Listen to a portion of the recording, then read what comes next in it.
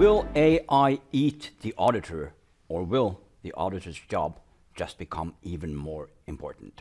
Welcome to Tech Talks, Eivind. You work as an auditor, but you also work in the intersection between audit and technology.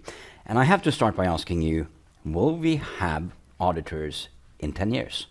Absolutely. I'm 100% sure of that. And we've heard for a long time that the technology trends will automate more and more of the audit. But we still see that we have more auditors now than ever before. The roles might change and how we perform our work might change, but there will still be a need for auditors. So talking about sort of the combination of humans and technology. So how are we utilizing AI now in audit, and what does the future look like? So it's been a development now over the last couple of years, where we've been developing our own AI models for use in audit specifically. And the way it works now is kind of as an AI assistant, helping our practitioners read up on articles, understand all the regulations, find relevant regulation, but also do basic checks on part of the work that we do. So they work as an assistant, and then our team come in and do the review and kind of make sure that AI works as it should. My guess is that you're not using ChatGPT or Grok or any of the other sort of more open services. What kind of special AI services do auditors use? So we use the LLMs, the large language models that kind of are the foundation of those models, but we use them in our own environment. As auditors, we get access to a lot of confidential data. Our clients trust us with all their data. So it's really important for us that we make sure that those data are secure and does not come into the wrong hands. So we use it in our environment and build kind of specialized models and tools for our purposes. So they build on the LLMs but tweak to auditing. And then there's a combination of the kind of chatbots that help us, but also more specialized models for certain audit procedures. Can we trust that AI will deliver the truth? Or is that something that only an auditor can sign off on? I would say the short answer is no, you can't trust that.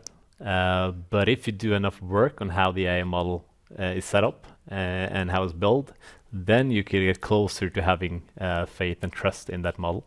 But that's also something we're looking into now from an auditing perspective. How can we as auditor, with the knowledge we have of technology and cyber and having the right process and controls, we come in and provide that assurance. I would say you can't trust them now, but you can build them in a way that makes it more close to trust and where auditor can provide that trust.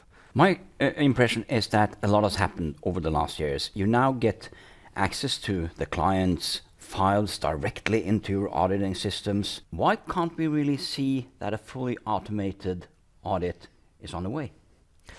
I would say it's getting closer. So we see it now with our clients having their ERP systems in the cloud, that we create direct access to that and can continuously fetch the data we need for our audit procedures. But we've still been having all the manual work when we get the data. AI helps us in automating more of the audit procedures. So you have the data from the ERP systems, you have AI reading, understanding, interpreting, doing part of the judgment as well, but they're not at the level yet where you can trust them understanding the context and do all of the specific procedures that an auditor do. So we still need the human touch and understanding that is in the right context and draws the right conclusions. And another thing is that not all data is in the cloud.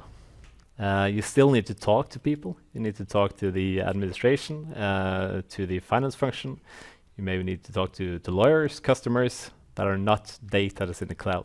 So that is also a part of the need for human involvement in doing an audit. But a lot of it is automated, as we say, sort of a lot of big reports and stuff. You can quite quickly access that and get AI to help with that.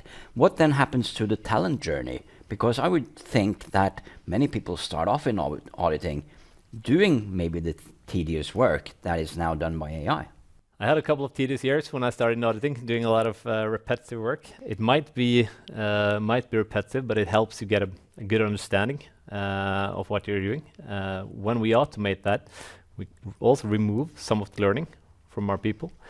So that will change, and in one way it's a good thing. because then we remove some of the tedious tasks.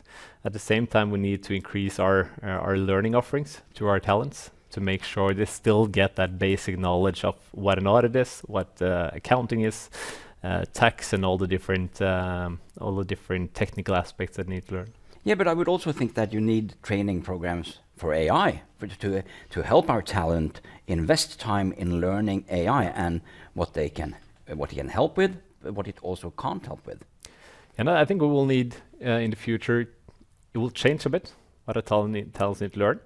We will still need the people that are really good at accounting, at auditing, understanding the business that our clients are in, and understanding that core elements that they will always need to learn. And then we need more clear tech specialists that are really good at understanding how an AI model works, for instance. And we need more of our people having a combination of those.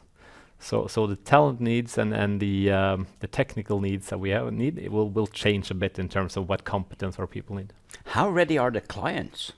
That differs a lot in many ways, both in terms of whether they trust AI, whether they're comfortable with us using AI in our audit, but also how far they are on their own journey, where some are basically saying this is not for us at the moment, and others are really interested in understanding and already have implemented AI in parts of their processes.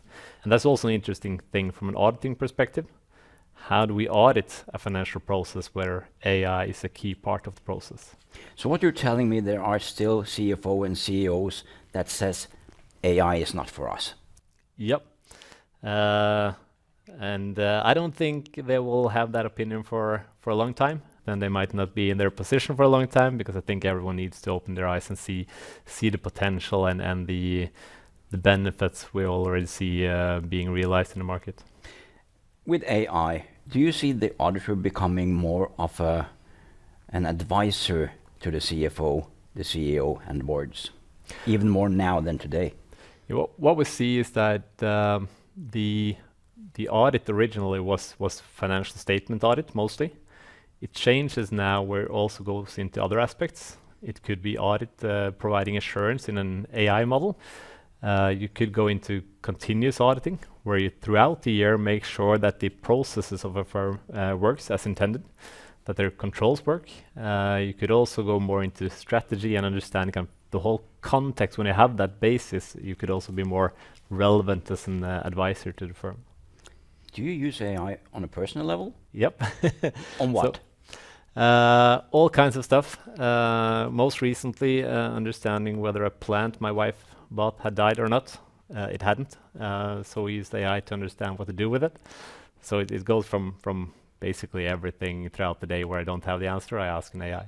I have to share a story with you as well, because I have a large hedge around my house, and I couldn't figure out what sort of hedge it is. And I took a photo of the hedge, fed it into AI, and it could tell me. And suddenly you can pretend you have green fingers and know everything about plants. And I don't. Thank you so much for joining me on Tech Talks.